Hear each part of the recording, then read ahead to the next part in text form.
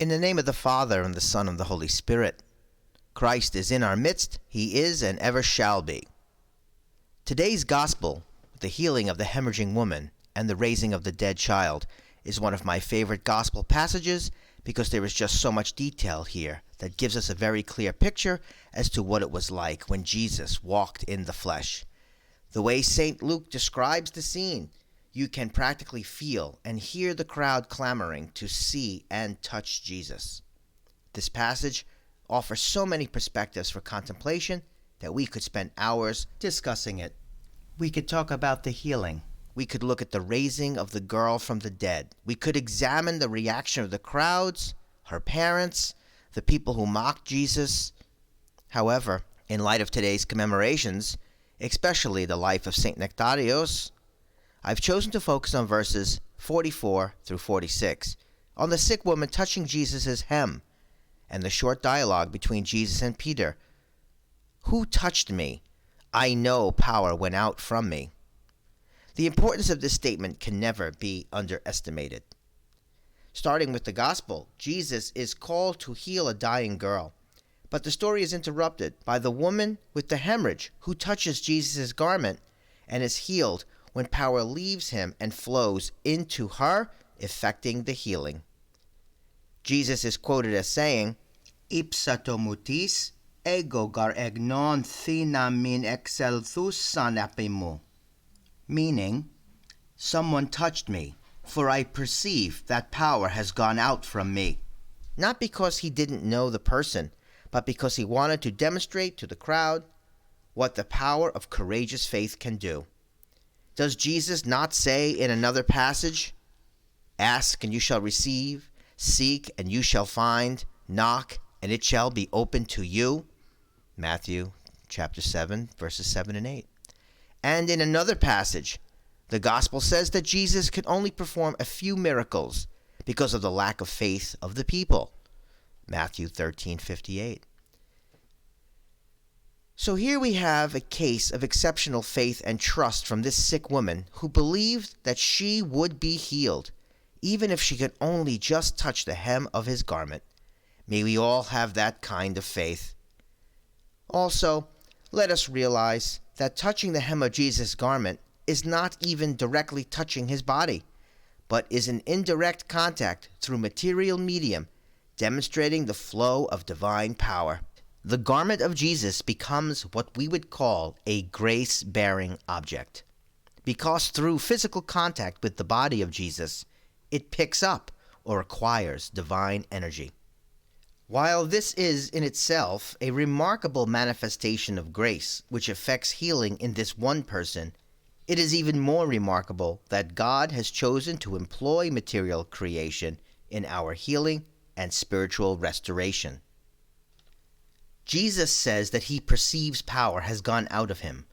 The word actually used in the gospel is knows.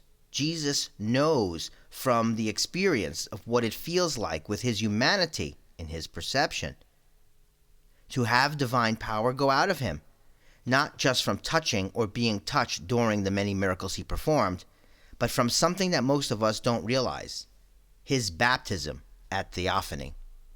Let us take a new perspective on the baptism of Jesus. Since I promised that I would be addressing grace-bearing objects, which are material objects that communicate divine energy, we will see that one of the greatest types is holy baptismal water. Let us recall that during Theophany, Jesus is baptized by St. John the Forerunner, and suddenly the Holy Spirit in the form of a dove descends, and the voice of the Father bears witness to Jesus' divinity, saying, "This is my beloved Son, listen to him." This harkens back to Genesis, when the Spirit hovered above the waters. Nonetheless, as much as this event is a manifestation and revelation of the Holy Trinity, it is also the mechanism by which we all were and will be brought into the kingdom of heaven. As St. Paul says, "As many as have been baptized into Christ have put on Christ." Alleluia. Jesus imbues his power into the river Jordan. The water didn't purify Jesus. Rather, the water poured over Jesus' body and touched him. Recall, who touched me? Divine power went out of Jesus into the water, and the water itself was energized and given the ability to recreate all who would then, in turn, be touched by that water. We see this again during the priest's prayers, when he must trace the sign of the cross with his fingers into the baptismal font, and later immerses the Holy Cross into the water. The wood of the cross is also imbued with the power of the Lord, from contact with his body and his blood.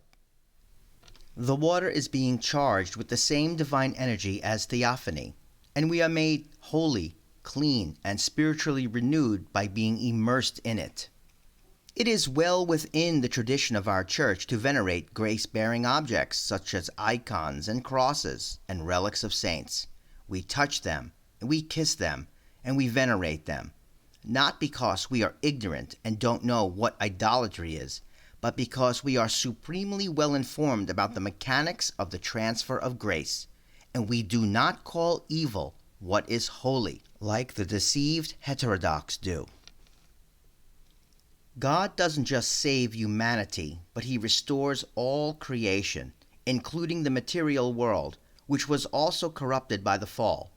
Not only can inanimate objects be grace-bearing, but even more so, people can receive and communicate this grace to those around them. This is the reason why there is the laying on of hands in the Scriptures.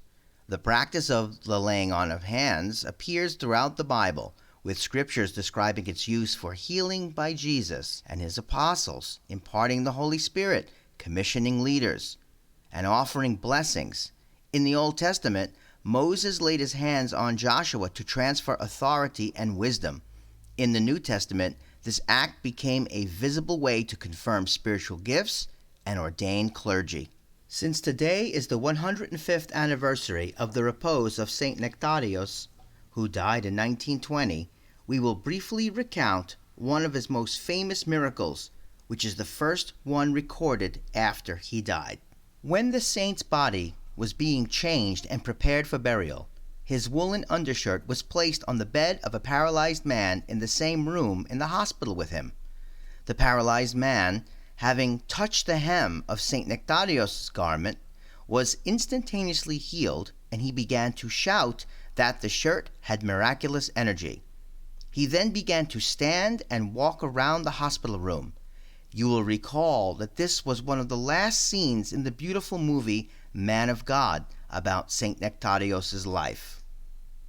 St. Nektarios was exhumed 3 years post-mortem, and he was found to be incorrupt and remained so for the next 20 years, until he appeared and told his spiritual children that he had asked the Lord for the gift of decomposition so that his relics could be distributed and he could be physically in many places throughout the world.